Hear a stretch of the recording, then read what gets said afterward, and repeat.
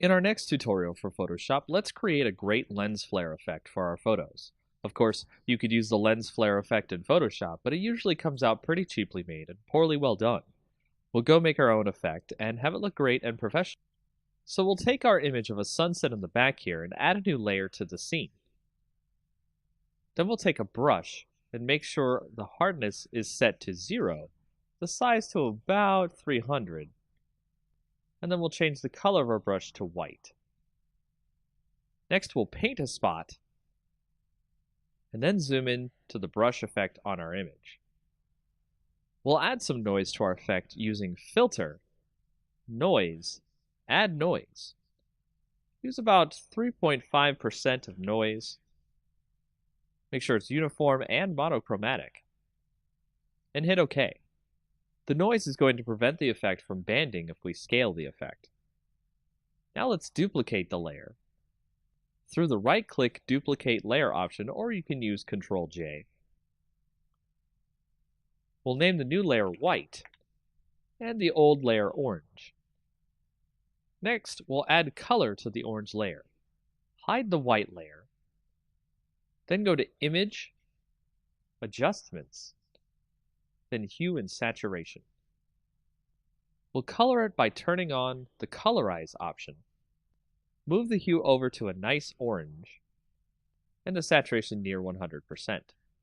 You can make it a little lighter or darker if you'd like. Now we'll set the orange layer to a blend mode of screen.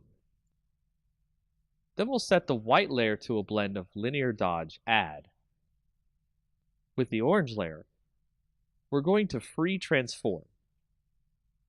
Draw out our orange layer a bit, making sure that the link is selected to keep the ratio.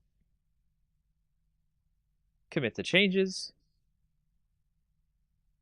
We'll select both layers, and we can drag it wherever we want. So let's move them over the sun in the image, and then free transform the effect so it's large and covering the sun. Make sure your two images are centered together.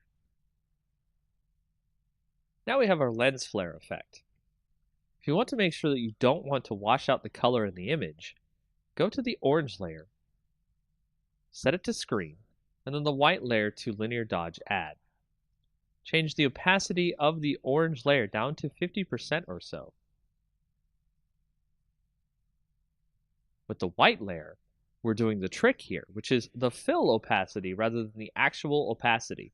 Set that to about 15% or 20%. You can play with the opacity and fill layer here, and also do some transforming and stretching the lens flare effect to hit more parts of the photo. This is a very quick and easy way to generate a lens flare that you have full control over the way it looks on your image.